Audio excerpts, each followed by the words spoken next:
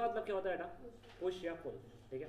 अब देखो तुम लोगों को फोर्स दो तरीके के, एक है बैलेंस्ड, एक है अनबैलेंस्ड। बेटा बैलेंस्ड फोर्स में क्या हो जाता है ना, दो या दो से ज्यादा फोर्सेस लगे हुए हो, बट जस्ट ऐसे लगे हुए हो such that at the end उसके कारण से कोई भी मोशन ही नहीं हो पा रहा है।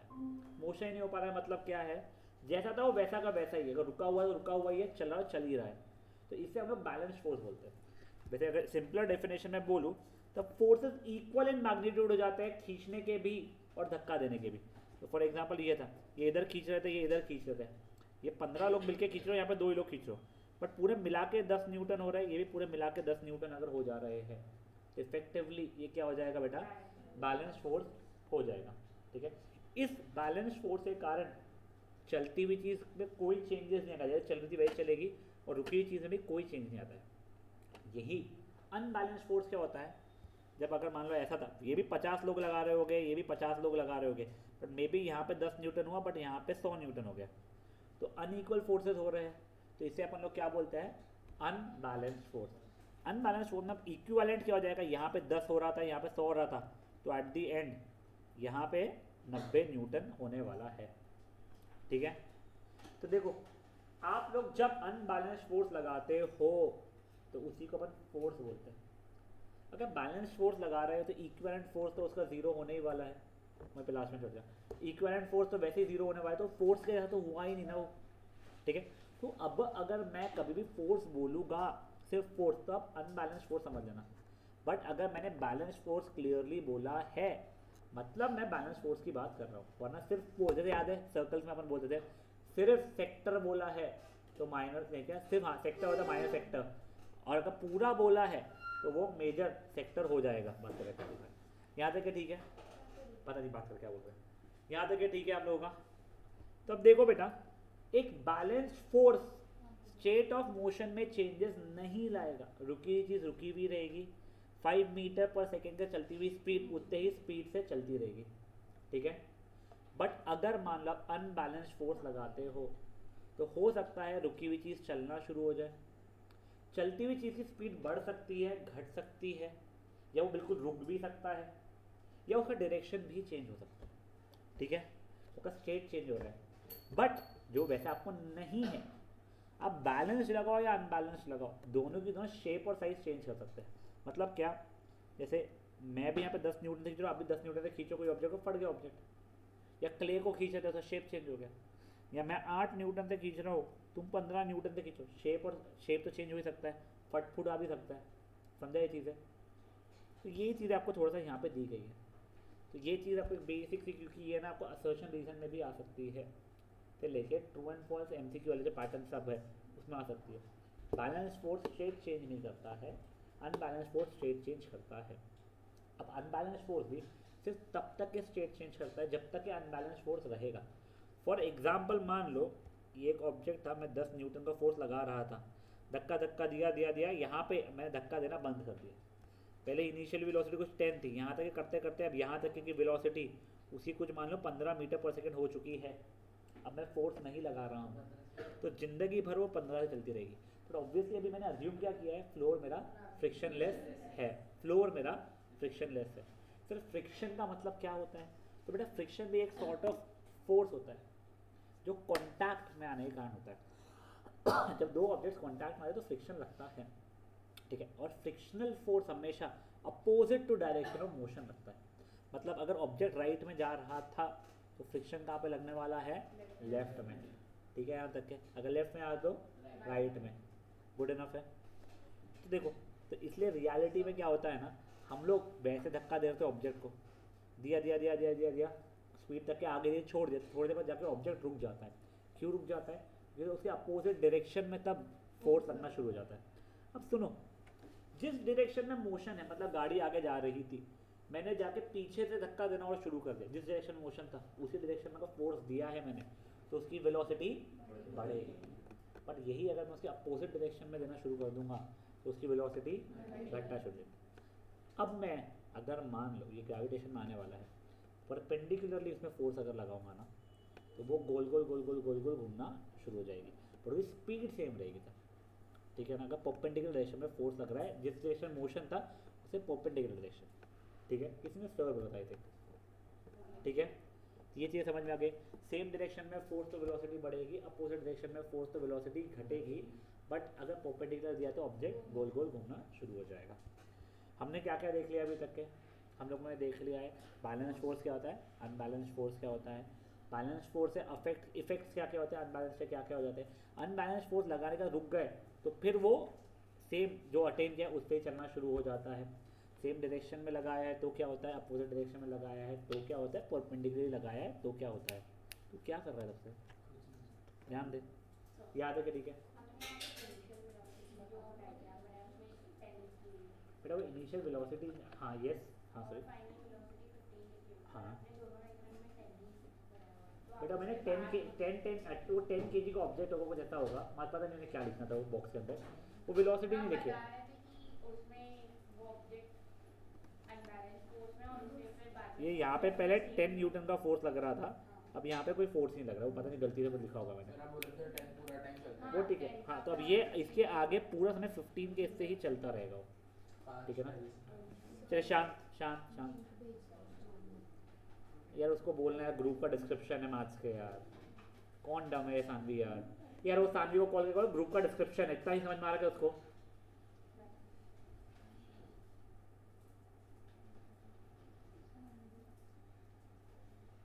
सानवी यार तेरे को इतना कैसे समझ नहीं आ रहा, ग्रुप का डिस्क्रिप्शन देखना है, वो जो है वो उसमें ज्वाइन कर ले, और जूम पे अगर नहीं है तो क्या होगा, समय बर्बाद कर रही है मेरा।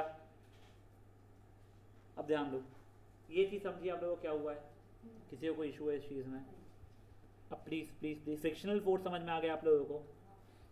अब आगे हम लोग आ रहे हैं बेटा फर्स्ट लॉ ऑफ मोशन पे। हाँ सर एक बाइक है और वो चल रही है, लाइक एक्सीलरेटेड है, उसका ब्रेक अगर खराब है तो रुकती क्यों नहीं है? नहीं देखो, तुम्हारी अगर बाइक चल रही है, ये मूवी नहीं चल रही है, रियल लाइफ, ठीक है ना, अगर स्लोप नहीं है, एक नॉर्मल रोड, फ्लैट रोड, तुम्हारी बाइक चल रही है, तुम 1000 की स्पीड में भी थे, तुम ब्रेक ब्रेक कुछ नहीं मारो, तुम चिल मारो, तुम बिल्कुल चिल मारो, एब्सोल्यूट चिल मारो, बस किसी और को मत मारो, तुम चिल मारो, तुम्हारी गाड़ी रुक जाएगी थोड़ी देर बाद, तुम्हारी गाड़ी रुकनी ही है।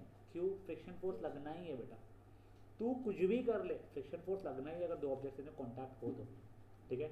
जो अपन फ्रिक्शनलेस बात करते हैं वो थियोरटिकल बातें होती है, प्रैक्टिकली ये चीज़ पॉसिबल नहीं होती है, ठीक है। फिर वो मूवी में होता है, वो जिंदगी भर चलाई जा रहा है गाड़ी, वो फालतू जाता है। न्यूज़पेपर में भी एक आया था कि ब्रेक फेल तो तुम मर गए।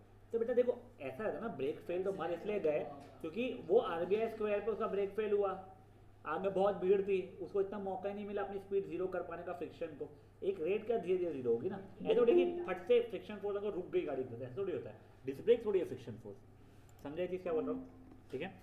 अब देखो फर्स्ट लॉ ऑफ मोशन को मैंने मेजॉरिटी आपको पहले ही समझा दिया बैलेंस फोर्स अनबैलेंस फोर्स में, पहले मैं हिंदी में आपको बता रहा हूँ फर्स्ट लॉ ऑफ मोशन बोलता क्या है।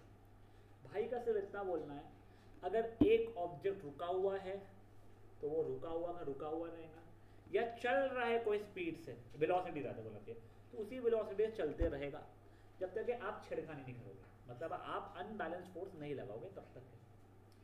जैसे ही आपने अनबैलेंस फोर्स लगाया, चलती हुई चीज़ की स्पीड बढ़ सकती है, घट सकती है, रुक सकता है, रुकी हुई चीज़ चल सकती है, डायरेक्शन चेंज हो सकती है, कुछ भी हो सकता है। तो वही जो अपन पहले देख रहे थे एग्जैक्टली वही फर्स्ट लॉ बोल रहा है, an object stays in state of rest या uniform motion in straight line हमेशा के लिए, unless compelled to change by an external unbalance force. आपने जैसे ही बाहर से कुछ अनबैलेंस फोर्स लगाना शुरू किया तो उसमें चेंजेस आ जाएंगे। तो एक बार के लिए प्लीज पढ़ लिए, एक बार के लिए ये स्टेटमेंट पढ़ लीजिए आप लोग, an object stays in state of rest और uniform motion straight line unless compelled to change that by an applied unbalanced force, ठीक है। बेटा देखो मैं ऑन क्लॉक लगा रहा हूँ बेटा 30 सेकेंड, नहीं चलो 1 मिनट लगा रहा हूँ मैं, 1 मिनट बाद सब लोगों को लिखना रहेगा ये वाला, ठीक है ना, कुछ लॉ लिखना रहेगा, फाइन। तो रट लो बैठ के अभी 1 मिनट के अंदर।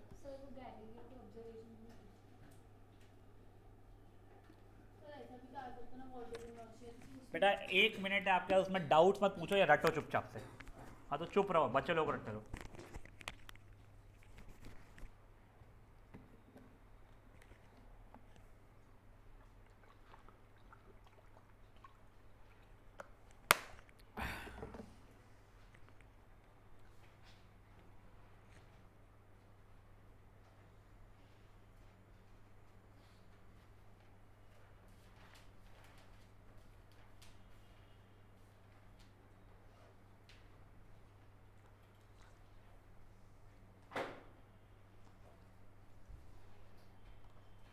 फिर देख देख के कर लो भले ही, बट लिखना नहीं है देख देख के। हाँ लिख लिया तूने। मैं कोई चाहता है एक और मिनट दो तो मैं एक और मिनट दूंगा। यस लिखना नहीं है अभी, बट रुक जाओ एक बार सब लोग।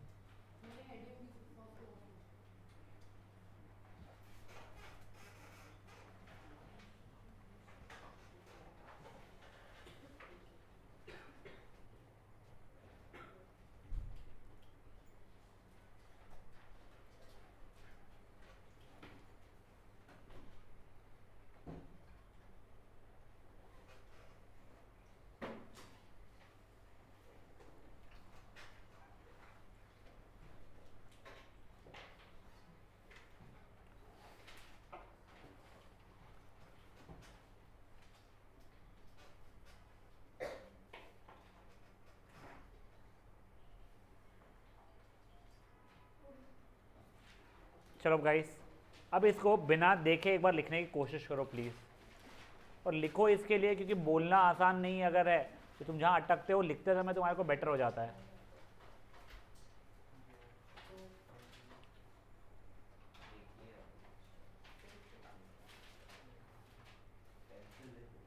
Laksh and Anay.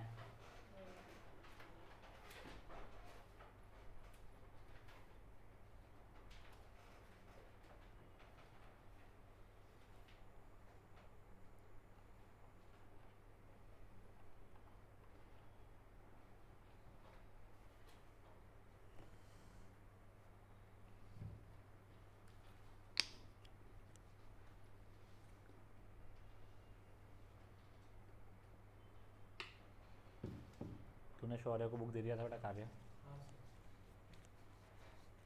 आप में से कोई ऐसा जिसका बुक ऑर्डर था उसको मिली नहीं अभी तक के? सबको 9th वालों को बुक्स मिल गई ना अपनी अपनी?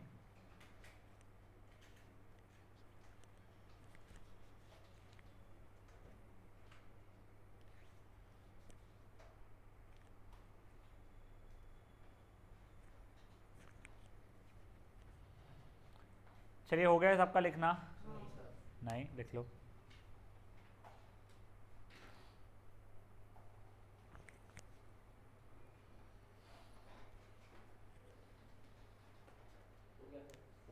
कोई है जो अभी भी लिख रहा है? प्लीज बोलिए यस, वेटिंग।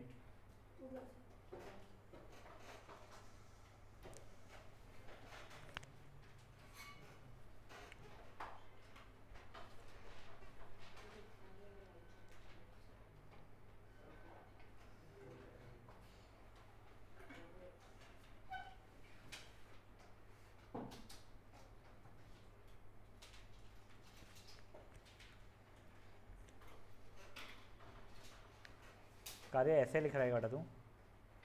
ऐसे लिख रहा है ऑन काउ? नहीं तो इतना टाइम क्यों लग रहा है? तो जब मैं रटवा रहा था तब तुम क्या कर रहे थे बेटा? अर्चिशा बोलने को इसका क्या लॉ लिखा है बेटा?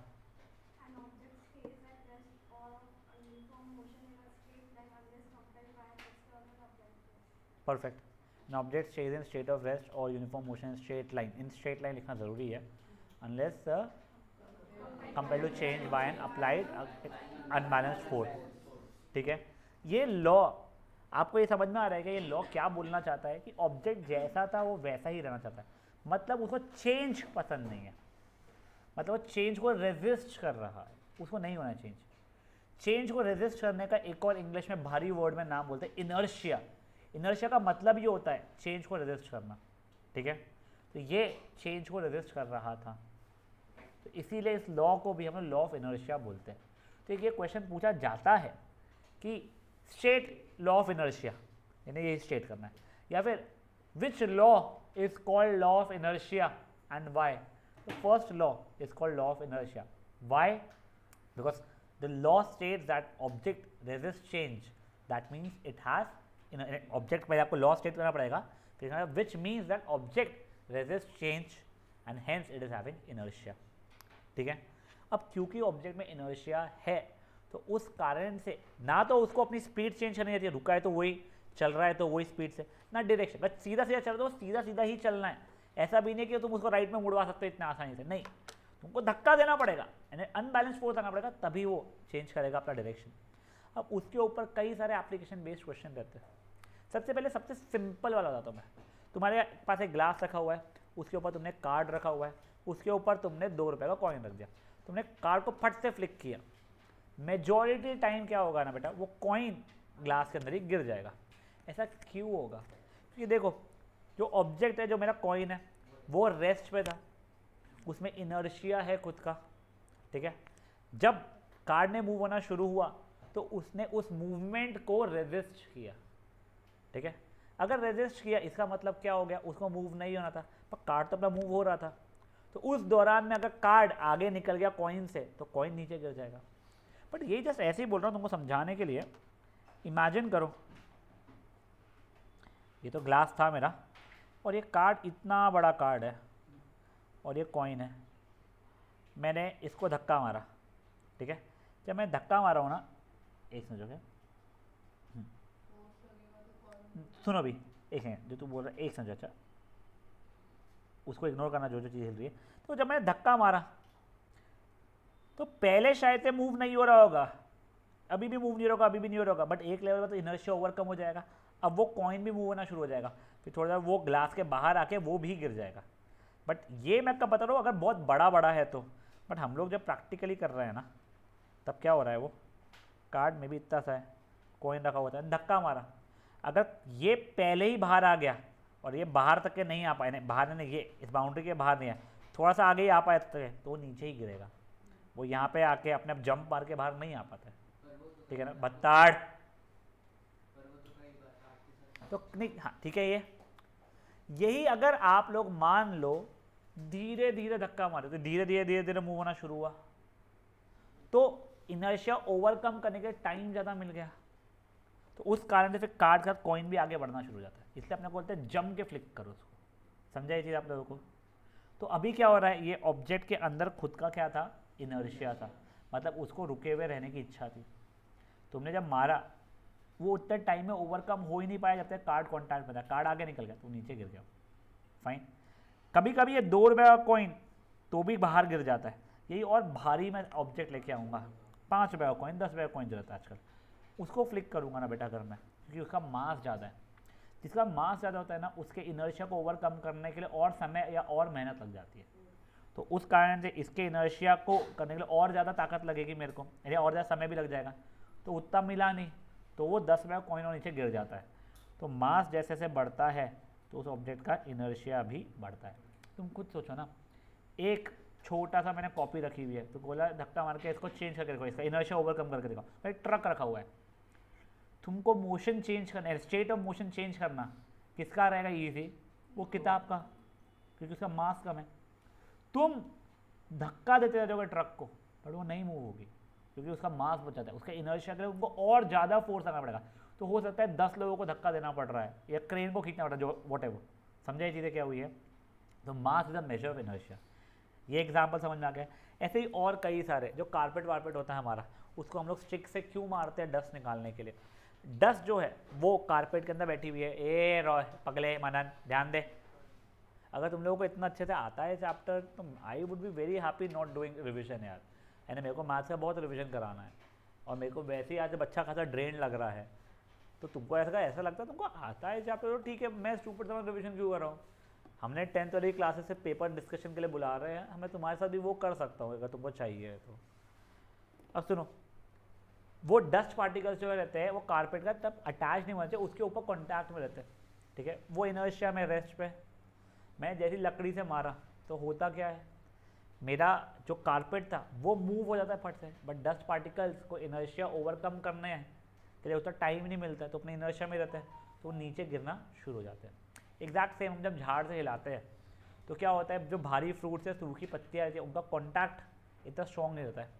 मैंने हिलाया, उनका इनर्शिया तो उनको वहीं रहना था, बट जो ब्रांच है वो तो मूव हो गया, ब्रांच हिल गया है, और जो एप्पल वैप्पल था वो वहीं रह गया है, तो कॉन्टैक्ट जो था वो ख़त्म हो गया, वो कॉन्टैक्ट टूट गया, तो वो नीचे गिर जाते हैं। ये समझा आप लोगों को? और भी ऐसे आपको कई सारे एग्जांपल्स है, जैसे अपनी गाड़ी में एकदम से ब्रेक मारते हैं। अब देखो, जब हम गाड़ी चलती गाड़ी में एकदम ब्रेक मारते तब हमारी बॉडी उसके कॉन्टैक्ट में थी, इसलिए उसमें इनर्शिया था, इनर्शिया ऑफ मोशन था। अपन भी आगे बढ़ रहे जब गाड़ी बढ़ रही थी। नहीं, जब अपन ने ब्रेक मारा, अब जैसे ही आपने ब्रेक मारा तो क्या हुआ, गाड़ी रुक गई, बट आपकी बॉडी में तो इनर्शिया था, आपकी बॉडी को अभी भी आगे जाना था, उसमें उसके इनर्शिया को ओवरकम हो नहीं पाया इतना, इसलिए आपकी बॉडी आगे टेंड करती है गिरने के, क्योंकि पे कौन था वो? कोई भी रेस्ट में नहीं था बेटा, गाड़ी चल रही थी, गाड़ी चल रही थी और तू भी बैठा था, तू भी चल रहा था, तू कैसे रेस्ट पे रहेगा, गाड़ी चल रही है तो तू भी मूव करेगा ही ना, तो गाड़ी देखो चीर फाड़ करके आगे बढ़ जाएगी, तू पीछे रह जाएगा वहीं पे, ठीक है। ये अगर, हाँ रुक जाओ, यही अगर मान लो गाड़ी रुकी हुई है, ठीक है, और एकदम से शुरू होती है, तब आपकी बॉडी रेस्ट पे थी, तब आप में इनर्शिया था, बट गाड़ी चलना शुरू हो गई है, आपके इनर्शिया को ओवरकम करने टाइम लगेगा ना, तो इसलिए ऐसा लगता है कि हम पीछे गिर रहे हैं, हम पीछे नहीं गिरते, गाड़ी आगे बढ़ गई। सेम जब हम एकदम राइट टर्न लेते हैं शार्प, हम लोगों को क्या रहता है, हम लोगों को, हम इनर्शिया में है, हमारा डायरेक्शन जो था वही रहना चाहता है, बट कार ने अपना डायरेक्शन चेंज किया था, मेरे में इनर्शिया था, मुझे उसके साथ नहीं जाना था, तो उस कारण से ऐसा लगता है कि हम लेफ्ट में गिर रहे हैं, हम लेफ्ट में नहीं गिर रहे, कार जो भी है वो राइट में रहे, हम जहाँ के थे वहीं पर रह गए। इसी कारण से जो कार वार के ऊपर हम लगेज रखते हैं, तब हम लोग रस्सी बांधते हैं जिससे वो टॉपल ना जाए, या हम लोग भी सीट बेल्ट पहनते हैं जब हम लोग ड्राइव कर रहे हैं। ये बेसिक इनर्शिया वाले आप लोगों को एग्जांपल समझ में आ रहे हैं, ठीक है। या फिर एक चलती हुई कार से, एक चलती कार से, एक चलती हुई बस वस से हम जब उतरते हैं, तो हम जैसे ही मान लो चल रही थी ट्रेन या बस, हमारी स्पीड थी कुछ, हमारी बॉडी में वो स्पीड थी, हम एकदम जंप करके उतर नहीं थे, तो देखो मेरे पैर तो ज़मीन के कांटेक्ट में आ गए, तो पैर रुक गए, बट मेरी अपर बॉडी में अभी भी इनर्शिया है, तो उस कारण से मेरी अपर बॉडी को अभी भी आगे जाना रहेगा, तो इसलिए अपर बॉडी आगे टेंड करती है और हम गिर जाते हैं। इसलिए क्या हो जाता है, जब कूदते हो, पैर जैसे ज़मीन पर लाया है, थोड़ा सा आगे आगे इसका बढ़ना शुरू करो, ठीक है। तब ये देख लो बच्चा लोग, सॉरी क्या है, कल के सेशन में होंगे बेटा।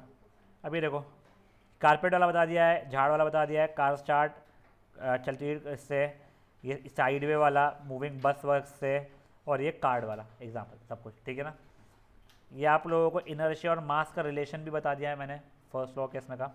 अब ये देख लो बच्चा लोग, ये गैलीलियो, गलती से मिस कर देता मैं तो बता देता है, गैलीलियो एक साइंटिस्ट था, गैलीलियो गैलील, उसने एक्सपेरिमेंट कर रहा था, बंदे ने मे बी एक बॉल लिया, एक प्लैंक के ऊपर उसको रोल किया और यहाँ पे और प्लैंक लगाया है, तो उसने ये पाया कि बॉल ऐसा गया ऊपर गया फिर नीचे आया, ऐसा ऐसा होना शुरू हुआ। उसने इस प्लैंक को फ्रिक्शनलेस करना शुरू कर दिया, मान लो 0 फ्रिक्शन का हो गया, वैसे पॉसिबल नहीं है, तो जिस हाइट से बॉल छोड़ा उसी हाइट तक पहुंचा फिर वापस से आ गया। अब बंदे ने इसको थोड़ा नीचे लाया, तो अब ये हो गया ऐसा, अब वापस जितनी हाइट से भेजा था उतनी ही हाइट तक गया वो, फिर वापस से आ गया, यही करता रहेगा ज़िंदगी भर, ठीक है। इनफैक्ट अगर मान लो उसने एक भी प्लैंक यहाँ पर नहीं रखा और हॉरिजॉन्टल रख दिया, तो जब नीचे आएगा तो बॉल में जितनी वेलोसिटी रहेगी उतनी वेलोसिटी लाइफ टाइम वो बढ़ते रह जाएगा, ठीक है। ये आइडियाज़ को देख के न्यूटन ने अपने लॉज बनाना शुरू किए थे, जो फर्स्ट लॉ मैंने आपको बताया, ठीक है। तो बच्चा लोग आज अपन लोगों ने पहला लॉ किया है, ये लॉ का स्टेटमेंट आई होप आप लोगों को रट गया है, ये लॉ का मतलब आप लोगों को समझ में आ गया है। कल अपन लोग 2 डेरिवेशन देखने थे, सेकेंड लॉ का मतलब समझेंगे, सेकेंड लॉ का डेरिवेशन देखेंगे, और सेकेंड लॉ से फर्स्ट लॉ को डिराइव करना सीखेंगे, ये पूरी चीज़ें इंपॉर्टेंट है, फाइन। उसके बाद में मे बी उसके नेक्स्ट क्लास में हम लोग इसके न्यूमेरिकल्स करेंगे, जो बहुत आसान है, उसमें इतना इशू नहीं आता है।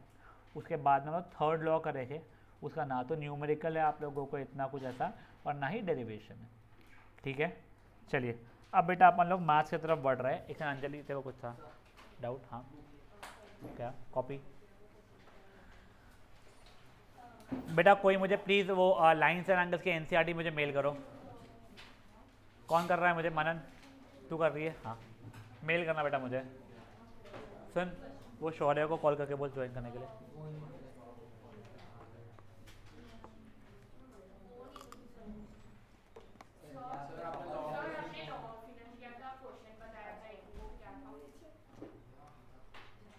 विच law is called law of inertia and why? पहले मेरे को मेल कर रहे।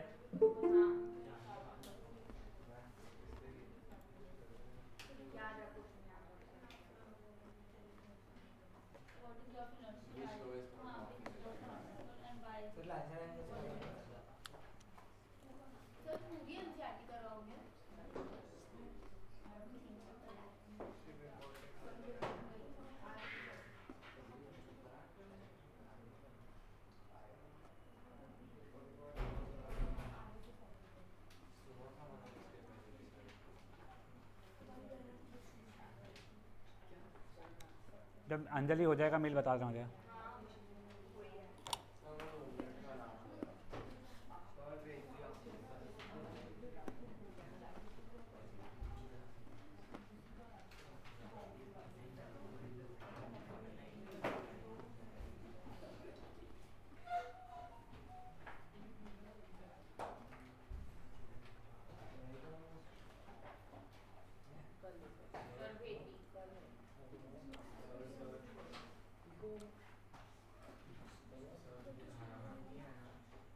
सवा 7 बजे आएंगे बेटा।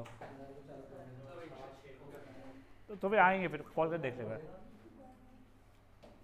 बे कहाँ भेजो बे? काय पे भेजा है? 0105 है।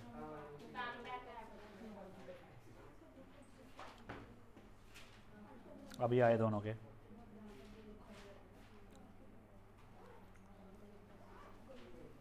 अब गाइस प्लीज शांत शांत ओए बत्तड़ शांत। देखो बेटा मैं लाइंस एंड एंगल्स में आपको हर एक क्वेश्चन नहीं करवाऊंगा ना समझाऊंगा। मैं आप लोगों को जो थ्योरम्स है वो करवाऊंगा और जो इम्पोर्टेंट क्वेश्चन है वो करवाऊंगा। प्लीज़ पर आप लोग ध्यान देके पूरा का पूरा। सबसे पहले आप लोगों को कुछ चीज़ समझा देता हूँ मैं। बेटा आप लोगों के एंगल्स कैसे कैसे होते हैं? ये होता है एक्यूट एंगल, ये होता है राइट एंगल, ये होता है ऑब्ट्यूस एंगल। बट अगर मुझे 180 से ज़्यादा एंगल कभी निकालना रहे तो इसको बोलते हैं रिफ्लेक्स एंगल। तो अगर ये मान लो 60 डिग्री है तो रिफ्लेक्स एंगल जगह 360 माइनस 60 300 डिग्री। ये 90 का रिफ्लेक्स एंगल कितना हो जाएगा? 270। ये मान लो अगर 100 डिग्री है तो उसका रिफ्लेक्स हो जाएगा 260 डिग्री। दो एंगल्स को कॉम्प्लीमेंट्री कब बोलते हैं? जब उनका सम 90 और सप्लीमेंट्री कब बोलते हैं? जब सम 180 होता है। अब देखो एक वर्कशीट थी अपनी वो कॉम्प्लीमेंट्री एंगल सप्लीमेंट्री एंगल की सबसे स्टार्टिंग में जो की थी। मैंने बोला उसको प्रैक्टिस करो एकदम।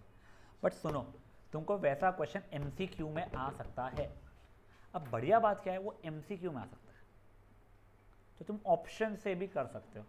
अगर जैसे मैंने बोल दिया find two angles find two complementary angles in which both are equal for example मैं बोल रहा हूँ, ठीक है। फॉर एग्जाम्पल सुन लो, ठीक है। एक ऑप्शन दिया 60-30 से तो ऑब्वियसली नहीं होंगे, इक्वल बोल रहा है। एक हो गया 40-40 सर इक्वल बोले थे, इक्वल है बट कॉम्प्लीमेंट्री हो रहा क्या? नहीं। 90-90 सर इक्वल है बेटे सप्लीमेंट्री हो रहा सम।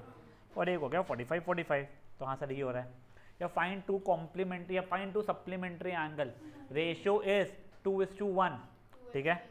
अब देखो जिसको इक्वेशन बनानी नहीं आ रही है सॉल्व करना नहीं भी आ रहा है क्योंकि एमसीक्यू पेपर है, तुमको आ गया 45 एंड 135। सर देखो सप्लीमेंट्री तो हो रहा है ये बट रेशियो 1:3 हो जा रहा है, ठीक है। 90-90 1:1 रेशियो हो जा रहा है, ठीक है ना। 120 एंड 70 सर सप्लीमेंट्री नहीं है, ठीक है। 120 एंड 60 हाँ रेशियो 2:1 हो रहा है। समझा ये चीज़ें? तो जिन लोगों का वो वीक है बनाने का तो वो लोग वो ओमिट करके डायरेक्ट एमसीक्यू के हिसाब से कर सकते हैं। बट गलती से 2 मार्क का अगर आ गया तो उसके लिए आप लोगों को आना चाहिए, फाइन। तो उसके कुछ छोटे मोटे क्वेश्चन देखो बता देता हूँ जैसे बताए थे। देखो अगर आप लोगों को रेशियो दिया हुआ है 2:3 तो एक एंगल हो जाएगा 2x, दूसरा एंगल हो जाएगा 3x। सप्लीमेंट्री बोला प्लस करके 180 करना, कॉम्प्लीमेंट्री बोला प्लस करके 90 कर देना। बोला है find the 2 supplementary angle such that one angle is 20 more than other angle. तो एक एंगल x है दूसरा एंगल x + 20 है, दोनों का सम 180 होना चाहिए तो उससे आप लोगों का 80 एंड 100 आ जाएगा आंसर। ऐसे कुछ ऐसे रहते हैं, ठीक है। ये चीज़ में कोई इशू है? 2 एंगल सप्लीमेंट्री है such that one of the angles is 20 more than the other angle. तो अगर एक एंगल x है तो दूसरा एंगल x + 20 हो जाएगा। अब सप्लीमेंट्री बोला था बेटा तो दोनों का सम खत्म, तो उससे दी इक्वेशन सॉल्व हो जाएगा। किसी को कोई इशू इसमें?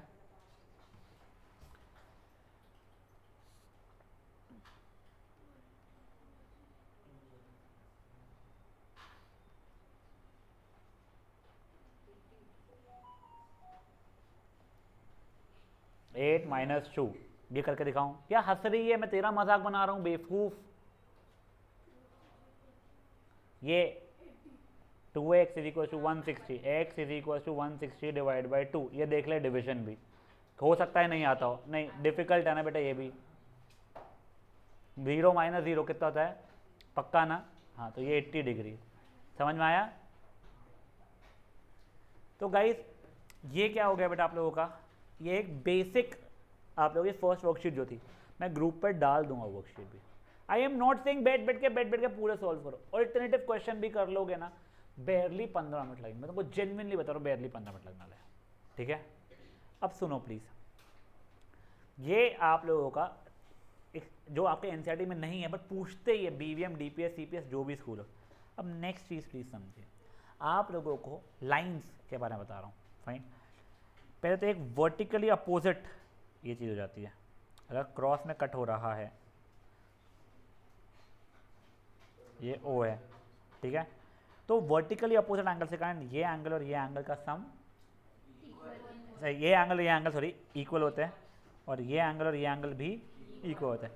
तो आप लोगों को क्वेश्चन आता है, prove that vertically opposite angles are equal. If I am not wrong, या तो तेरे पेपर में जो भी, हाँ एक क्वेश्चन पेपर में था ये अभी केस में, ठीक है ना, जब वो फुल कोर्स होता है।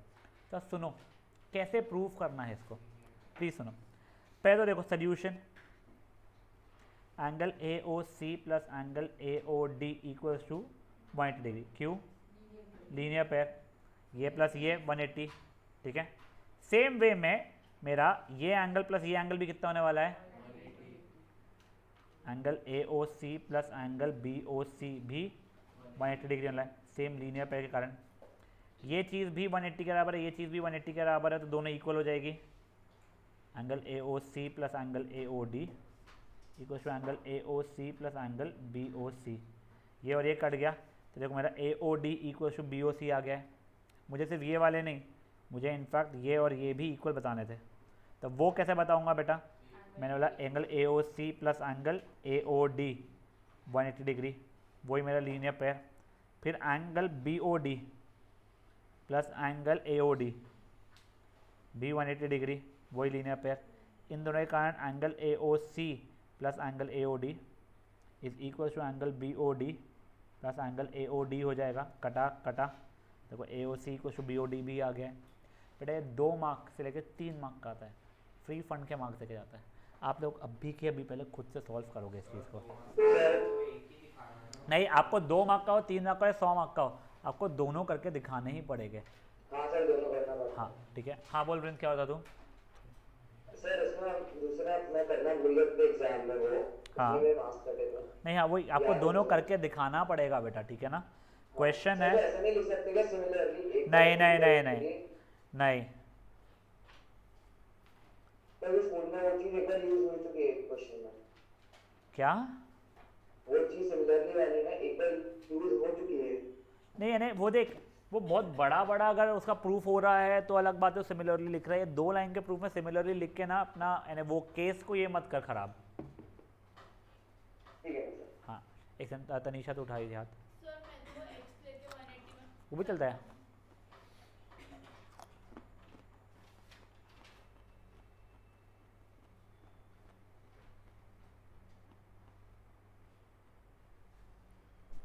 तो लीनियर पेयर को एल डॉट बी मत देखो, स्कूल में हाँ बोला। हाँ बोला तो ठीक है, मैं सजेस्ट नहीं करता हूँ, बोर्ड्स में तो मत ही लिखना। और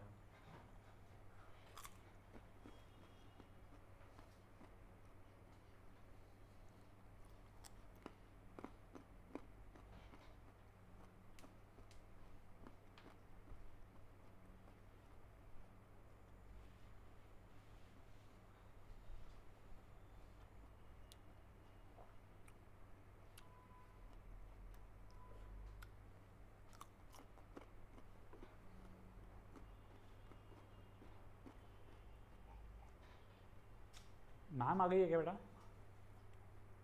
अने धारा मैम आ गई क्या? देख एक बार, नहीं आई होगी तो उसको बुलाना एक बार इधर।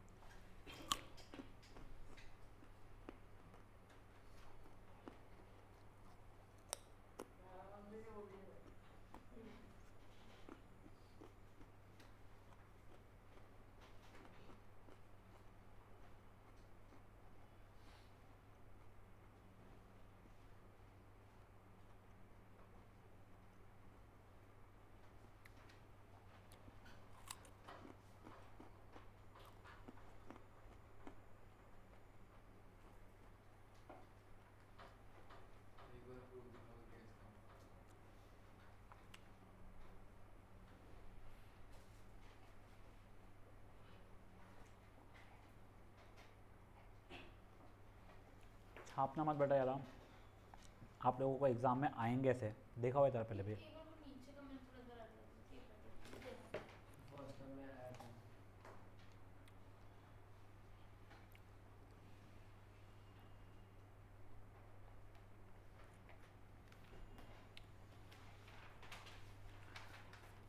सर ऐसा कुछ होता है तो फर्स्ट टर्म में आता है ऐसा कुछ नहीं है बेटा, वैसा दिमाग मत बनाओ। दोनों सेम हो रहा है ना, हम्म। बस दोनों अलग अलग साइड। तेरे एक केस में वो ग्रीन वाले इक्वल आ रहे हैं, एक केस में रेड वाले इक्वल आ रहे हैं। भाई लास्ट 3 मिनट्स जिनका नहीं, 3 नहीं 2 मिनट्स सॉरी, जैसे ही वो 6:30 होगा विल मूव अहेड।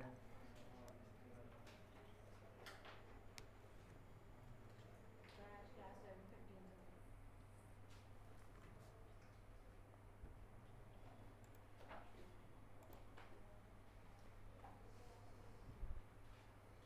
रीजन पर आके पूछना पड़ेगा। क्या बेटा? रीजन पर साहब मैं तो बोला एग्जाम नहीं तुम्हारे ऊपर जैसा स्कूल बोल रही है वैसा।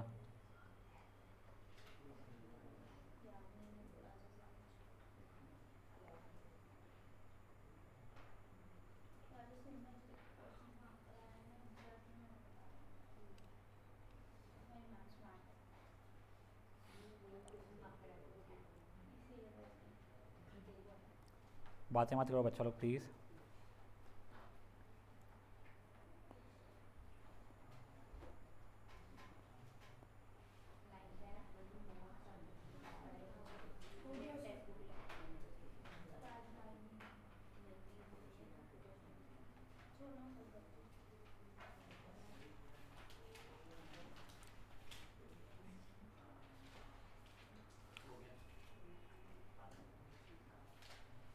बढ़ सकते हैं गाइस आगे। सर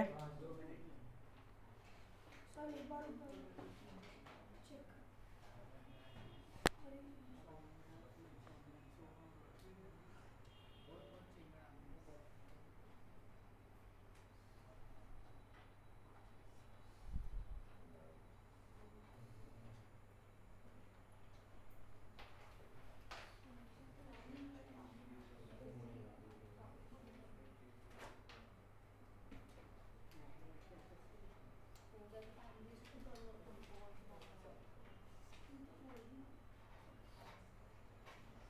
चलिए गाइस अब आगे बढ़ते हैं। अब देखिए, ओए शांति प्लीज शांति। अब देखो हम लोगों के पैरेलल लाइंस अगर है तो ये और ये एंगल्स का क्या रिलेशन है? Corresponding angles and they are equal. ये और ये एंगल का क्या रिलेशन है? And they are equal. Alternative interior angles are equal. ये और ये को interior angles, they are supplementary या उनका सम इज 180। अर्चिशा ध्यान दे बेटा। अब यही मान लो मुझे ये लाइनें पैरेलल नहीं दी गई थी, ठीक है, बट ये बोला गया ये एंगल और ये एंगल इक्वल है, तो कॉन्वर्स से ये लाइनें पैरेलल हो जाएगी, converse of alternative interior angle से। आपको इनका प्रूफ नहीं है, आप लोगों को अगर ये एंगल और ये एंगल इक्वल प्रूफ कर दिया तो भी लाइनें पैरेलल हो जाएगी। क्यों? कॉन्वर्स ऑफ करस्पॉन्डिंग एंगल से। अगर ये एंगल प्लस ये एंगल का सम आपने 180 बता दिया तो लाइनें अगेन पैरेलल हो जाएगी। क्यों? कॉन्वर्स ऑफ को इंटीरियर एंगल से। यहाँ तक कोई इशू है किसी को? हाँ बेटा। अब देखो प्लीज सुनो, प्लीज सुनो। एक angle sum property of triangle होता है, I know B centre point वालों को नहीं है, उसका प्रूफ नहीं कर रहे अपन लोग एंगल सम प्रॉपर्टी का, ठीक है, बट उसके जो क्वेश्चंस है उसमें एटलीस्ट एक क्वेश्चन हम लोग करने वाले हैं, ठीक है।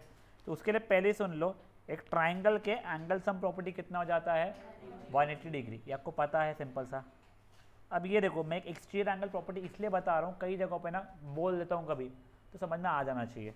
ये अगर ए है, ये बी है, ये सी है और ये एंगल डी है, तो ये एक्सटीरियर एंगल हो गया है, दैट इज इक्वल टू ये दोनों एंगल का सम, तो D is equal to A plus C हो जाता है। पर बच्चे लोग कई बार कंफ्यूज से हो जाते थे क्या, उनको लगता है ये भी एक्सटीरियर एंगल है डी, ये जो लाइन है इसको या तो खींचो या ये जो लाइन है उसको खींचो, ठीक है ना।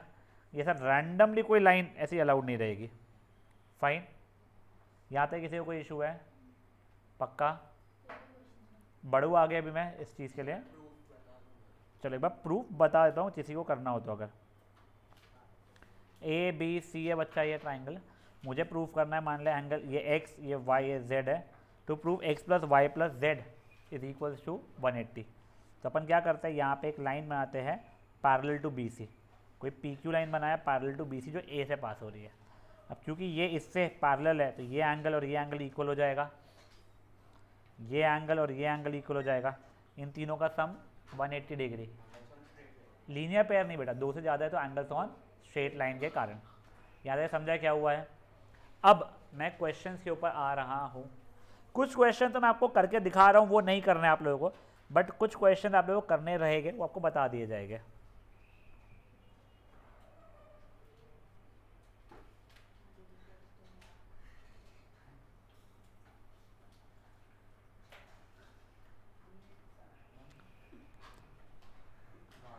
देखिए guys, question number example number 1, ऐसे क्वेश्चन नंबर 1 देखो, आप लोगों को यहाँ पे बी ओ डी की वैल्यू 40 डिग्री दी गई थी, तो इस कारण से मुझे क्या क्या मिल रहा है अगर मैं पूछूं तो मुझे ये पता चल रहा है ये भी 40 डिग्री हो जाएगा वर्टिकली अपोजिट कारण, और ये मेरा 140 डिग्री हो जाएगा लीनियर पे कारण। ठीक है, अब मेरे को क्या दिया गया था, ये एंगल प्लस ये एंगल 70 डिग्री थे, तो अपने आप ये मेरा 30 डिग्री हो गया। अब मेरे तीनों एंगल का सम कितना होना चाहिए, 180 डिग्री, तो उस कारण से मेरा ये एंगल हो जाएगा 110 डिग्री। अब ये मेरे को पता था कितना था, 140 डिग्री था। मुझसे आपने BOE मांगा था, निकाल दिया। अब COE का रिफ्लेक्स एंगल, तो ये अगर 110 है तो ये बचा कुचा 250 होना ही चाहिए। अगर तुम इससे नहीं भी देखो तो देखो 40 + 140 + 40 + 30 कितना हो रहा है बेटा, वो 250 ही होने वाला है। नहीं करना है आपको ये क्वेश्चन अभी। क्वेश्चन नंबर 2 भी बहुत फुद्दू सा ही है। देखो आपको ये दोनों एंगल का रेशियो 2:3 दिया गया है, तो ये 2x तो ये 3x, ये इनका सम कितना हो जाएगा 180। Q angles on straight line, तो उससे x की वैल्यू 18 डिग्रीज आ रही है, तो ये हो जाएगा 36 डिग्रीज, ये हो जाएगा 54 डिग्रीज। आपको ये पता है, ये पता है, ये पता है, आपको C भी निकालना है, तो कौन से इसमें लगाऊं रिलेशन, लीनियर पेयर। काय में लगाऊं, B और C सर, ये एंगल प्लस ये एंगल इक्वल्स टू 180 डिग्री, कर लोगे खुद से। अब ये देखो नेक्स्ट क्वेश्चन, नो ब्रेनर को जस्ट थोड़ी सी शुरुआत मिल रही है यहाँ पे। ये क्या बोल रहा है, ये और ये एंगल इक्वल है, ये और ये एंगल इक्वल बता दो। तो बोल दिया आपने पहले तो एंगल PQR को x मान लो, तो अपने आप एंगल PRQ भी x बन जाएगा। ये एंगल लीनियर पेयर जब लगाओगे तो 180 - x होगा, ये एंगल में भी लीनियर पेयर लगाओगे तो 180 - x हो जाएगा। ठीक है, हाँ, तो दोनों के दोनों इक्वल आ रहे हैं। क्वेश्चन नंबर 4 अच्छा है, आपको करना है अभी। क्वेश्चन नंबर 4 एक बार पढ़ो प्लीज।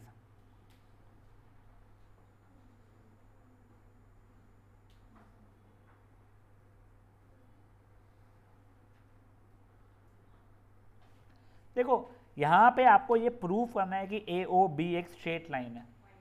ठीक है ना, तो गाइस प्लीज आपको ये स्ट्रेट लाइन दी नहीं गई है, ये वैसे भी वर्टिकली अपोजिट एंगल्स है भी नहीं, दिख भी नहीं रहे ना, वो तुम दिख रहा है वगैरह वाली बातें नहीं कर सकते हो। तो अगर आपको कभी भी लाइफ में एक स्ट्रेट लाइन प्रूफ करनी है तो जितने भी वो एंगल्स हो रहा है उसके ऊपर उन सबका सम अगर 180 डिग्री आ गया तो जो दो नॉन कॉमन आर्म्स रहेंगे उन एंगल्स के बीच में वो स्ट्रेट लाइन बनाएंगे। तो मतलब क्या है, अगर ये एंगल प्लस ये एंगल का सम 180 हो रहा है तो ये एंगल इस आर्म से ये इन आर्म से बन रहा था और ये एंगल इन आर्म से बन रहा था, तो नॉन कॉमन आर्म तो ये वाले हुए ना, ये वाला तो कॉमन आर्म हो गया था। तो कॉमन आर्म की बात नहीं कर रहे अपन, नॉन कॉमन आर्म की बात कर रहे हैं, वो क्या बना लेंगे, हमारा स्ट्रेट लाइन बनाएंगे। तब देखिए पहले तो मेरे को ये पता है x + y + w + z की वैल्यू 360 डिग्री होने वाली है। क्यों, कंप्लीट एंगल बोल सकते, तू क्या कहती है, angles, angle around a point भी बोल सकते हो या कंप्लीट एंगल भी आप बोल सकते हो। अब देखो क्या मैं x + y की जगह पे w + z लिख सकता था क्योंकि वो इक्वल है, तो इसकी जगह पे मैंने w + z लिखा। ये w + z तो वैसे था ही, देखो ये कंप्लीट एंगल अगर लिखना पड़ेगा, ये w + z तो था ही, ये 2w + 2z हो रहा है, रुद्र ध्यान दे, 2 कॉमन निकाल दिया मैंने तो ये हो गया।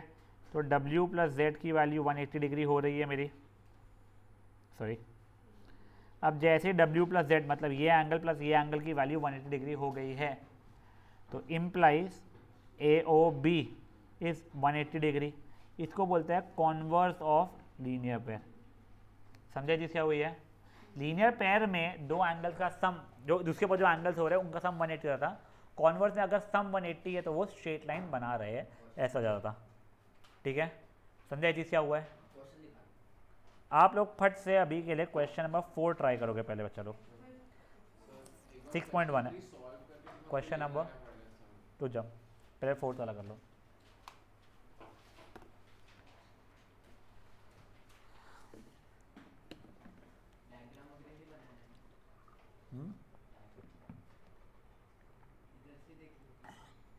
तो एक काम करना, सोल्यूशन बाजू वाले में से देख लेना तू।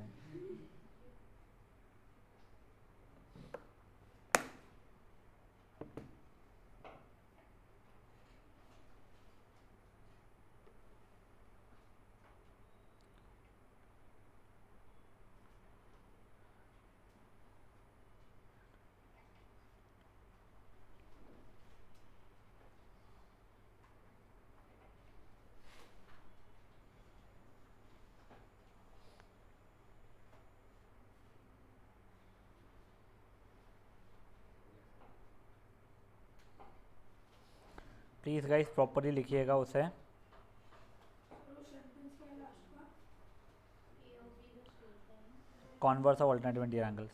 Linear pair. सही लीनियर पे, सॉरी।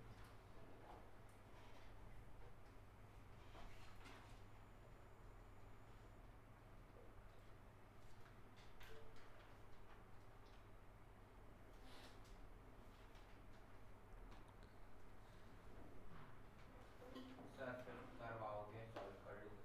50 पहले 6 करवाऊंगा मैं। सर एक बार सॉल्व करो।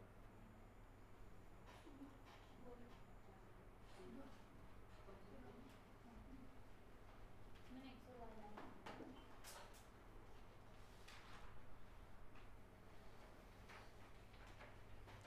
गाइस कुछ क्वेरी होगा तो प्लीज़ पूछ लीजिएगा।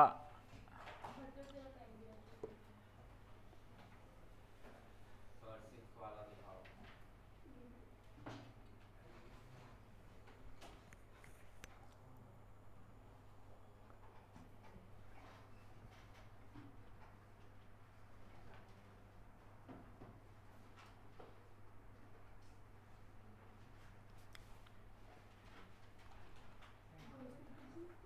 सर हाँ बेटा।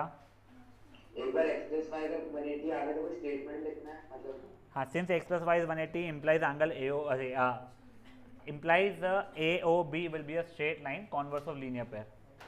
या तू AOB एंगल इज 180 भी लिख सकता है, फिर लिख सकता हो चीज़।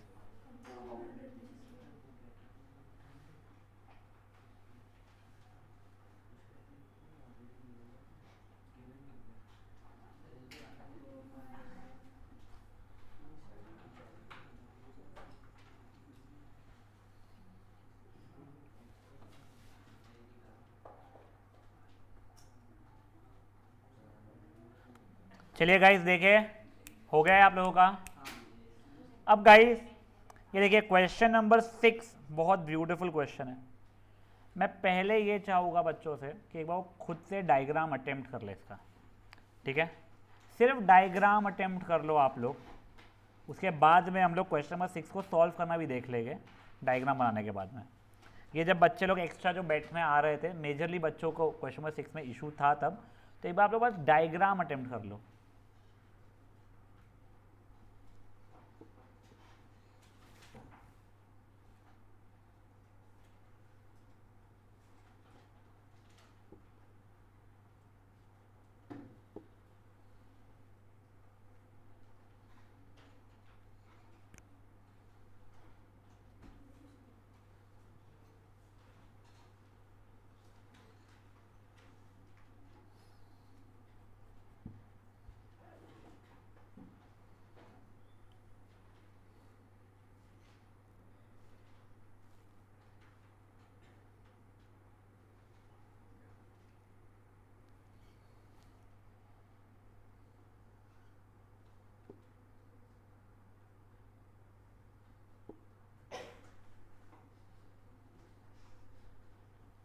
बन गया है गाइस डायग्राम।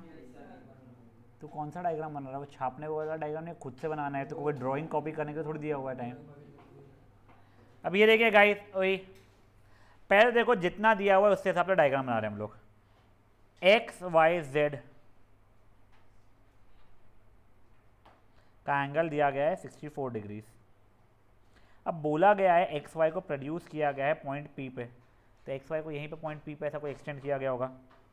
ये भाई नीचे तक के जा रहा होगा, ये ऊपर कहीं पे भी जाएगा, आगे खींचा जाएगा। हाँ, ये यहाँ पे एक्सटेंड इसलिए नहीं होगा ना, एक्स वाई बोला तो इन डायरेक्शन ऑफ वाई हो जाएगा समय पे, ठीक है ना।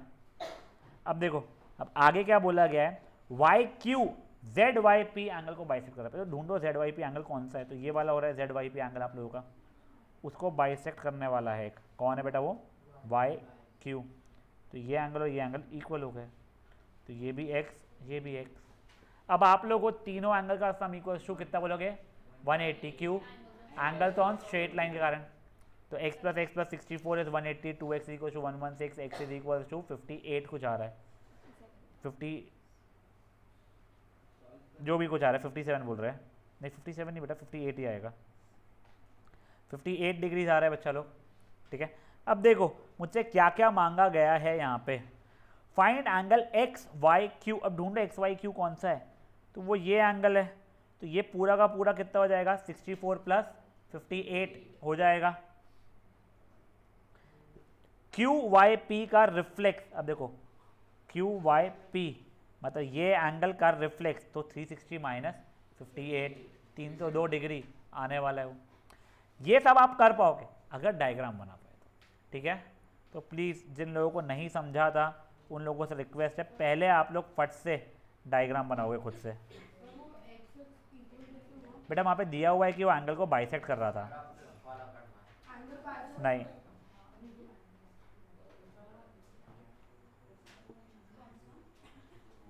वो x एक्सिस में 2x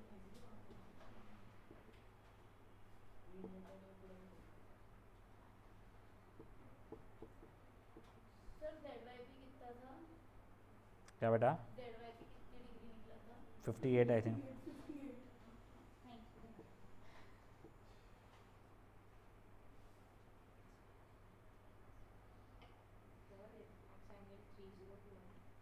क्या, हाँ गाइस 44 हुआ है क्लॉक में, 48 तक का टाइम मिल रहा है। प्लीज़ रश करने में कुछ भी मत लिखना, रैंडमली कुछ मत करना और टाइम पास मत करना, बैठ के ढंग से करना।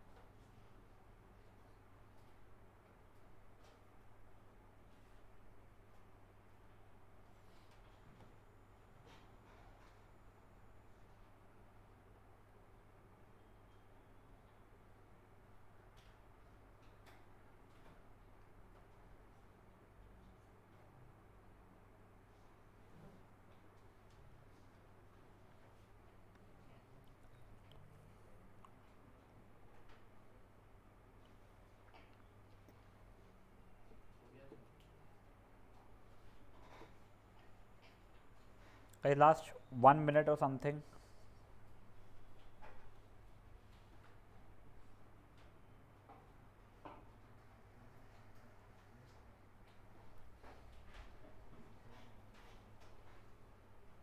चेक करना, क्या दिखाना है?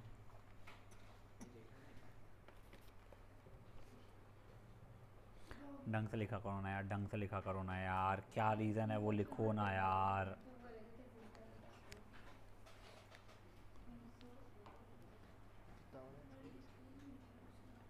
पता भी है कौन लोग हैं? दो दो प्लेयर का नाम बता दे, मान जाऊंगा मैं।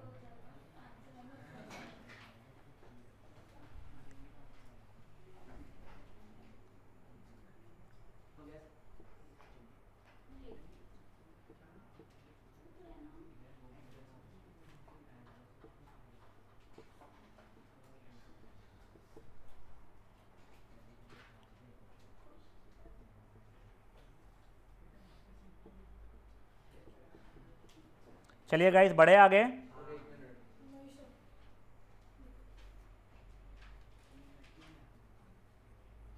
टाइम हो गया बच्चा लोग, प्लीज़ थोड़ा फास्ट कीजिएगा।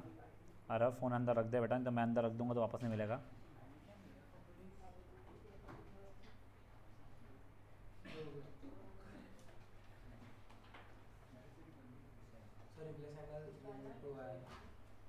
रिफ्लेक्स एंगल आपका 302 आ रहा है और वो आई थिंक 116 आ रहा होगा ना, 122 आ रहा है। 122 सॉरी, ठीक है फाइन। चलिए अब गाइस आगे देखिए प्लीज़।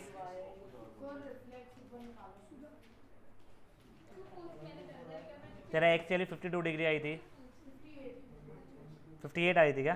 तो 58 आई थी सॉरी, तब तेरा वो बचा हुआ रहेगा तो 360 माइनस 58, समझा क्या? देखो गाइस प्लीज शांत।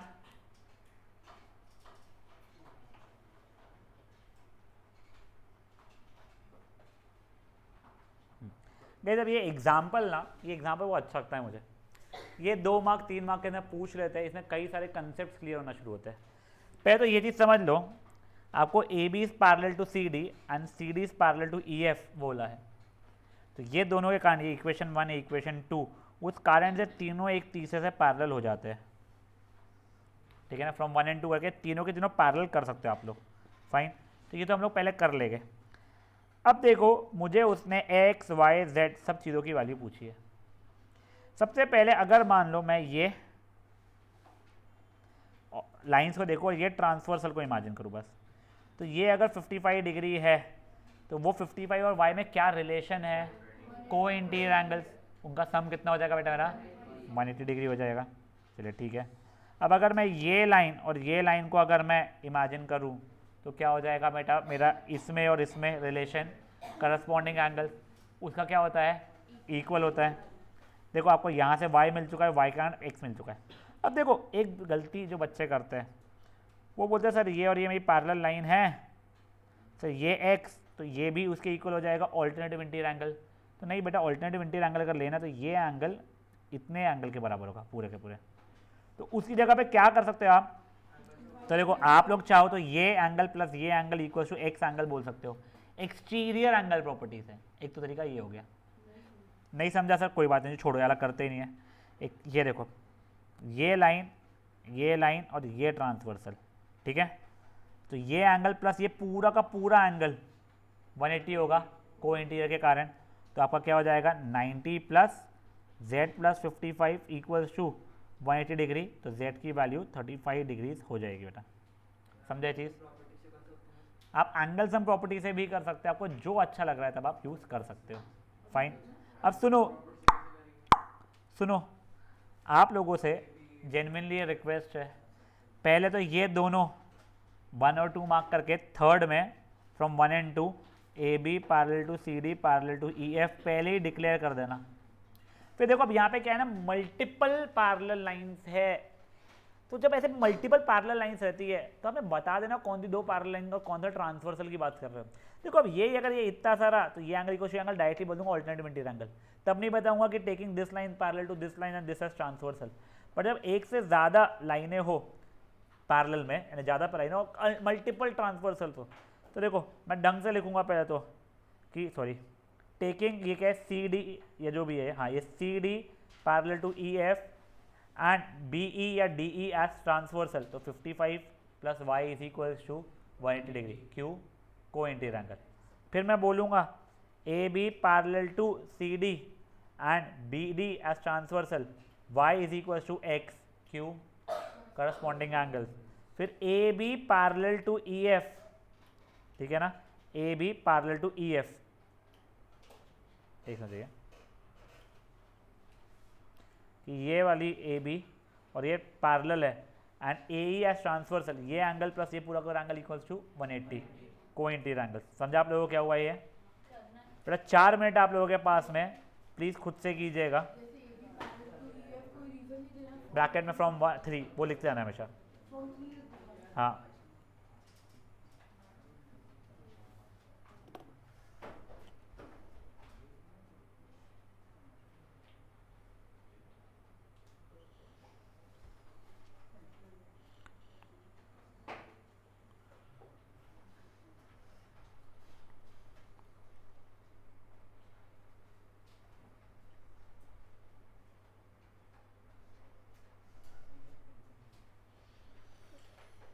गाइस प्लीज बातें नहीं करेंगे।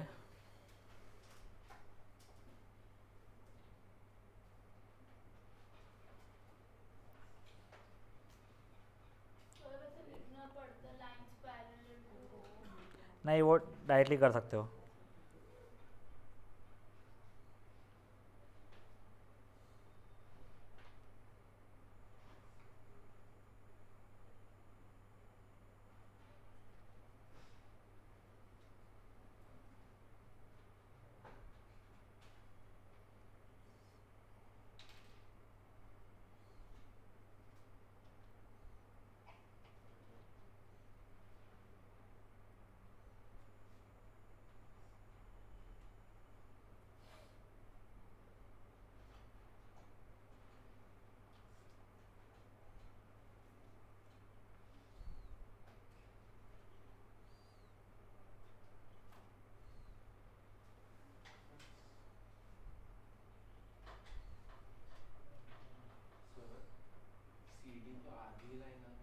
कोई फर्क नहीं पड़ता उससे, वो उतनी लाइन है, लाइन वो बढ़ा लेंगे आप लोग। अभी के लिए नहीं लिखना पड़ेगा कुछ भी, तुम बढ़ सकते हो आगे।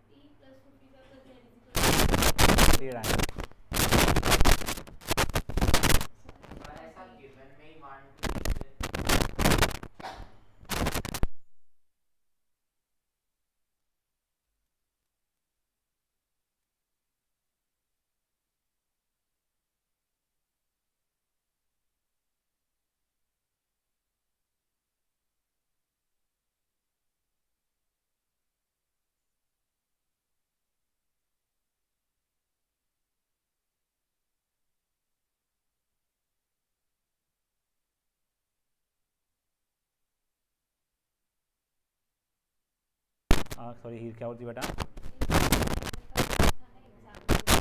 काम का नहीं है, वही तो प्रूफ करना बच्चा तेरे को कि वो 360 हो रहा है। हाँ यस, ऊपर लीनियर पैर जैसा आ रहा था, नीचे कुछ। हाँ ना बच्चा, तू पूरे इसको ऐड करके 360 बोल रही है। अगर कंस्ट्रक्ट करे नहीं करे तो तू यूज ही वो करना, पॉइंट के अराउंड 360 डिग्री हो रहा है। नीचे का कंप्लीट एंगल, अरे वो एंगल फ्रॉम स्ट्रेट लाइन, फिर वो 360 हो रहा है। गाइस प्लीज़ बातें मत कीजिए, करिए, 2 मिनट और आपके हाथ में। ए बी और ई एफ में ए ई हो जाएगा, यस। एंड गाइस देखो, मैं आप लोगों को ना एक जेन्युइनली चीज़ बोलता हूँ, अपना टारगेट ईयर रखो, स्पेशली सेंटर पॉइंटर्स। तुम्हारी अभी क्या एग्ज़ाम आ रही है ख्याल से? प्रीलियम। ये ना कई बच्चों के दिमाग में ऐसा था काम की नहीं होती है। रादर तुमको पता है क्या, ये इतनी काम की होती है। बीवीएम के प्रीलियम्स होते नहीं, ये बहुत पछताते इस चीज़ के कारण। मॉक टेस्ट अगर हो तो ठीक है, बट वो मॉक टेस्ट भी ना सीरियसली अगर नहीं लो, या प्रीलियम्स सीरियसली नहीं लो, तो सर तू क्या कर रहा है रुद्र यार?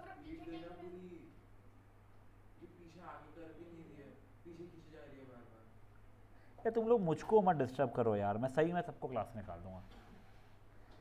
बेटा ये जो तुम्हारी प्रीलिम जो भी बोलते हैं प्रीलिम्स हो रही है या मॉक टेस्ट हो रही है, ये आप लोगों का प्रिपरेशन लेवल तुमको बताएगा। फॉर एग्जांपल अभी तुम लोगों ने मेरे साथ पॉलिनॉमियल से मेहनत की है, ठीक है, मे बी स्ट्रेट लाइन्स में भी, ये लाइन्स एंड एंगल्स जो भी चैप्टर करना है उसमें भी कर रहे हो, और एग्जाम आ गई। मैं ये नहीं बोल रहा हूँ तुमने पूरे चैप्टर्स हो गए, बट ये 2 चैप्टर्स भी तुमको कितने आ रहे हैं तुमको समझ में आएगा। इसलिए इन चैप्टर को कैजुअल इन कहते हैं एग्जाम तो कैजुअली मत लो। साथ ही साथ में क्या होता है ना, पता है परसों एग्जाम है तो तुम लोग ज़्यादा बैठ बैठ के पढ़ते हो, नहीं तो क्या है, अरे एग्जाम का बहुत टाइम है तो हम लोग कैजुअल हो जाते हैं। तो 2 दिन में तुम 4 चैप्टर निपटा लेते हो, यही 4 दिन में 1 चैप्टर नहीं निपटता अगर एग्जाम ना हो तो। वही सोशल के साथ, वही साइंस के साथ में, इंग्लिश अपन सालों छूते ही नहीं है, जब एग्जाम आ जाए तब पहली बार छूते हैं। तो ये चीज़ें नहीं करनी है हम लोगों को। प्लीज़ सेंटर पॉइंटर्स अपने प्रीलिम्स को अच्छे से देखें। बीवीएम वाले उनका जैसे पेपर आएगा तुम लोगों को पेपर सॉल्व करवाया जाएगा, बीवीएम ऐसे नहीं, नॉन सेंटर पॉइंटर्स आपको सॉल्व करवाया जाएगा। प्लीज़ इन चीज़ों का फ़ायदा उठाओ एंड उसको कैजुअली, मतलब स्पेशली थ्योरी पेपर्स को। थ्योरी का तो इतना फ़ायदा होता है टेस्ट के कारण। तुम लोग नोटिस करना, तुम्हारे जिस जिस चैप्टर का यूनिट टेस्ट होती है ना, वो 1000 चैप्टर के ऊपर, वो चैप्टर तुम्हारा स्ट्रॉन्ग रहता है।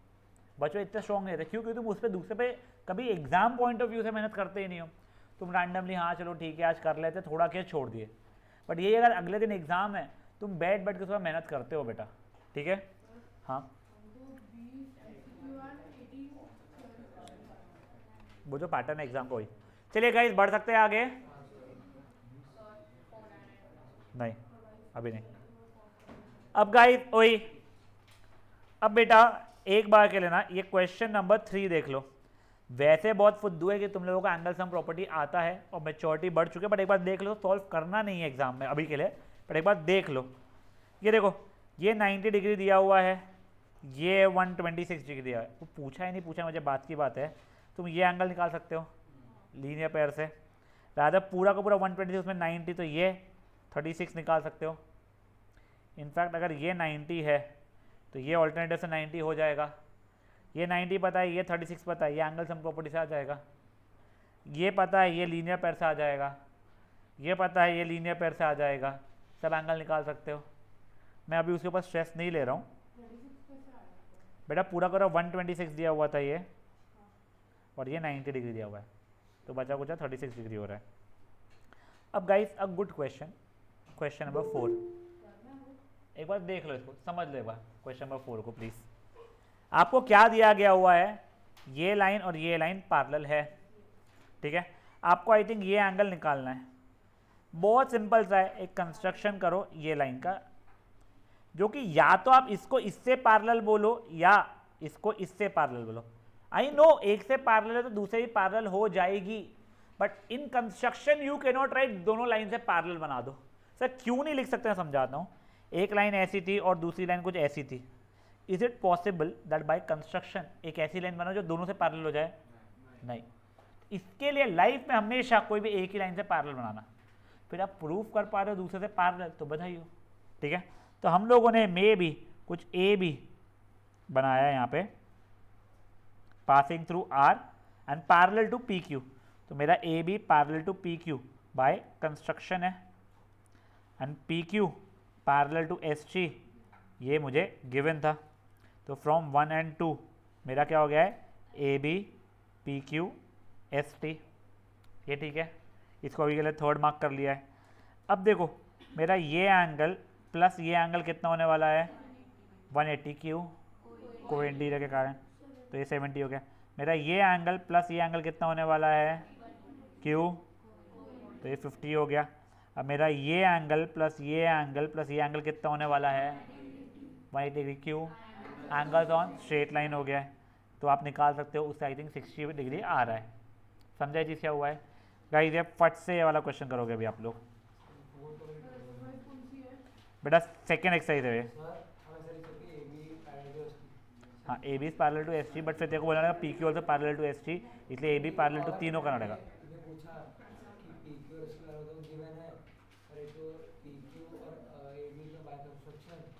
तो implies A B is parallel to S T ऐसा। हाँ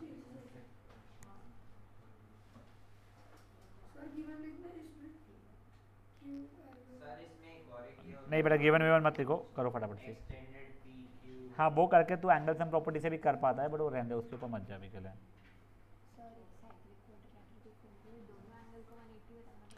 एक ही को बजा दिया, similarly by angles and property बचे तो भी 180 हो जाएगी। तो अभी उस पर क्यों कर रही है, करके निपटा रही है तो वो भी चैप्टर।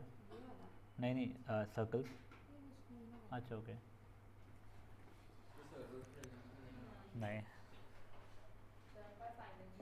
हाँ बेटा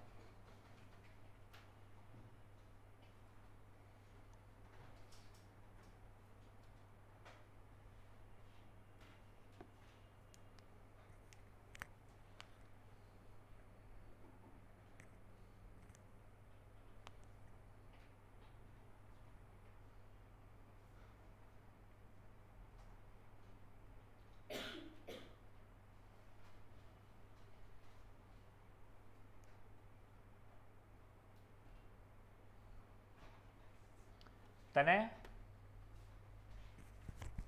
तने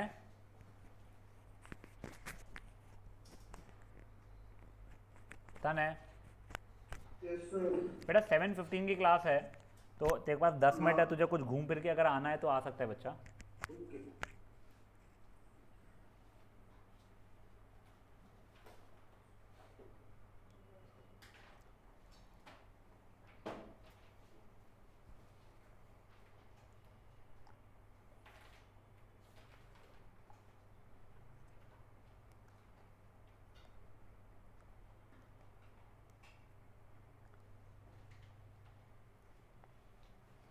कल अपन लोग नो ब्रेनर मेथड वाले क्वेश्चंस करने वाले हैं इसके, मतलब x और तुम लोगों को वो पूछने जाने वाले हैं।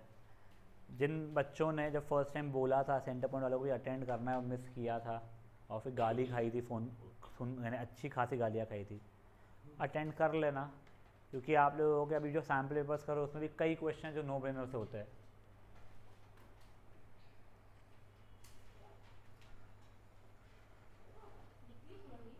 Guys more 2 minutes, just 2 minutes more, please फट से कीजिएगा। श्लोक लर्न करके जाना।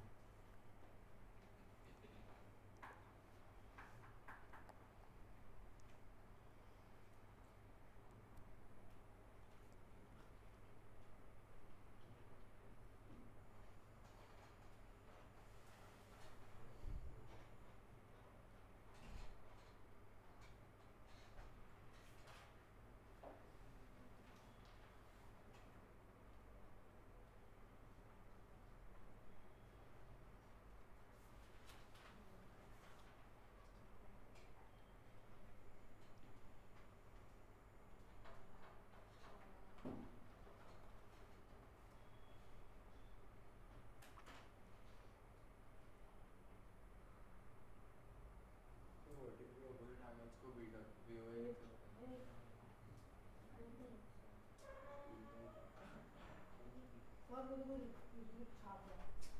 पूछ भी नहीं सकती क्या?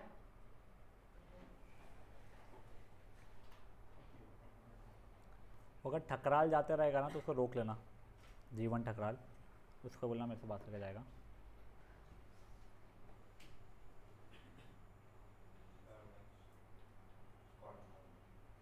नेक्स्ट, और तुमको सॉल्व नहीं करना है बताऊंगा। 60 डिग्री था बेटा। ओके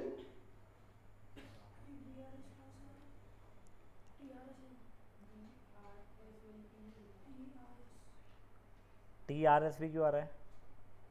BRS या TRS बोल रहा तू? BRS हो सकता है, वो कंस्ट्रक्शन है उसको। TRS यानी TSR हो रहा है एंगल। त्विषा जम रहा है बेटा, चलिए बढ़ सकते हैं आगे।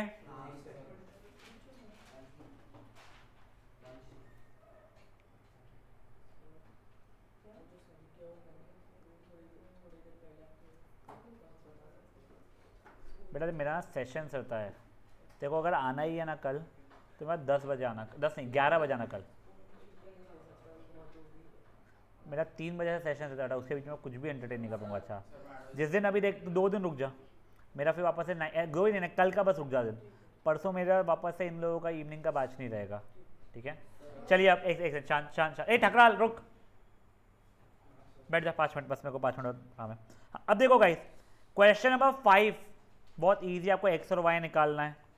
पैरेलल दिया है, एक्स तो फट से इससे आ गया बच्चों, इससे ये, फिर एंगल सम प्रॉपर्टी से आप निकाल सकते हो, या फिर तुमको लग रहा है तो ये पूरा का पूरा एंगल और ये एंगल ऑल्टरनेटिव इंटीरियर से भी कर सकते हो आप लोग, ठीक है। क्वेश्चन नंबर 6 एक बार रुक जाओ, देखने वाले अपन लोग, स्ट्रेस मत लो, रिफ्लेक्शन वाला।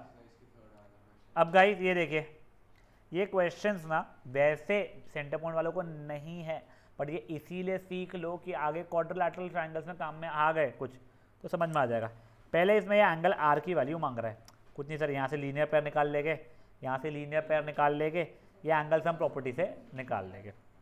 अब देखो ये ना एंगल बाइसेक्टर दिया गया और ये भी एंगल बाइसेक्टर दिया गया और ये पूछा है, तो पहले देखो, पहले बड़े वाले ट्रायंगल को देखो, X Y Z,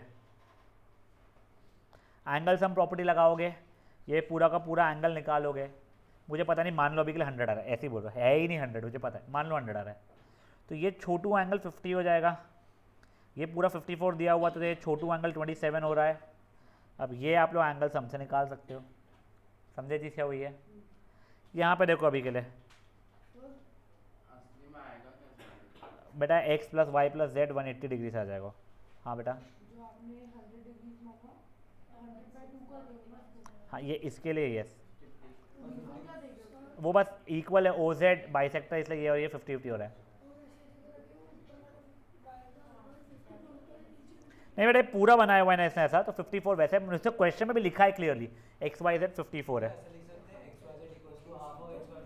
x Y z नहीं, o y z is half. हाँ यस गाइस, अभी शांत देखो, इसमें ये लाइन और ये लाइन पैरेलल दी गई है और ये एंगल पूछा है, तो ये 35 है तो ये भी 35 एंगल सम से आ जाएगा। इस सर्कल्स में कई बार करने वाले अपन लोग यूज़ कर भी चुके हैं वैसे अपन ये चीज़ है। अब देखो क्वेश्चन नंबर 4 में ये एंगल क्यों मांग रहा है, अगेन खुद दूसरा क्वेश्चन, वो ये एंगल सम प्रॉपर्टी से पहले आ जाएगा मेरा, जो भी आ रहा है लीनियर पेयर से ये आ जाएगा मेरा, linear pair vertically opposite sorry, और ये एंगल सम प्रॉपर्टी से आ जाएगा मेरा। अब यहाँ पे ये देख लो, ये क्वेश्चन थोड़ा बेटर है, आप लोगों को एक्स और वाई की वैल्यू चाहिए। देखो पहला कंफ्यूजन बच्चों का, सर वाई और 28 इक्वल हो जाएंगे ऑल्टरनेटिव इंटीरियर, बेटा ये लाइन और ये लाइन पैरेलल नहीं दी गई है इसलिए नहीं हो गए। तो सर कैसा, सर ये 65 है ना, तो ये पूरा का पूरा एंगल 65 होगा वर्टिकली अपोजिट एंगल से कारण, वर्टिकली ऑल्टरनेटिव इंटीरियर एंगल से कारण, तो ये 37 उससे आ रहा है। फिर क्या है, इसमें लगाएंगे हम एंगल सम प्रॉपर्टी और वाई की वैल्यू निकाल लेंगे, कोई इशू इसमें किसी को। इसके अलावा वो अपन ने कैसे किया, कौन से इससे? देख ये लाइन और ये लाइन बेटा पैरेलल मैंने मानी दी हुई है और ये ट्रांसवर्सल माना है, तो ये एंगल 65 और ये x + 28 वाला एंगल पूरा इक्वल आ रहा है, उसका आंसर ठीक है। लीनियर पेयर से बेटा देखो, वैसे लीनियर पेयर से क्या होना शुरू हो रहा है देख लो, ये 65 तो हमने लीनियर पेयर से निकाला, एंगल सम प्रॉपर्टी से ये निकाला, फिर ये और ये पैरेलल है, ये ट्रांसवर्सल है, तो ये ऑल्टरनेटिव से निकाला, फिर आपने किया लीनियर पेयर। कैसे हो गया मेरा भाई, वो कोइंटीरियर एंगल भी नहीं हो रहा है, कोइंटीरियर नहीं है बच्चा, वो ये पैरेलल नहीं है ना, ये ट्रांसवर्सल हो जाए। क्वेश्चन नंबर 6 उसका हम लोग कल के इसमें देखने वाले हैं भले, नहीं बच्चा मेरे को और नहीं पता बच्चा, ठीक है। अब सुनो, ओए ओए ओए एक सेकंड शांत हो जाओ, ये क्वेश्चन फुद्दू सा है, ये 6th क्वेश्चन हम लोग कल करने वाले हैं, आप लोगों को करवाया जाएगा। ये एग्जाम्पल नंबर 5 बहुत इंपॉर्टेंट है, ये भी कल आपको करवाया जाएगा। एक और था वहाँ पे एक एग्जाम्पल जो बताना भूल गया, वो भी करवाया जाएगा एंगल सम प्रॉपर्टी का। इसका क्वेश्चन नंबर 5 ये जो बचा है वो आप लोगों को करवाया जाएगा, उससे आपको क्वेश्चन नंबर 3 जो तू बोल रहा है रुद्र वो हो जाएगा, और ये यहाँ का ये question number 2 and example number 2 करवाया जाएगा। ऑब्वियसली कल की कल शायद ख़त्म ना भी हो, बट आप लोगों से क्लियरली रिक्वेस्ट है, please be on time and please please please time pass मत करो, अभी पढ़ाई करना शुरू करो। आ जाइए ग्रुप बेटा, टाइमिंग आ जाएगा, यस यू कैन लीव बेटा।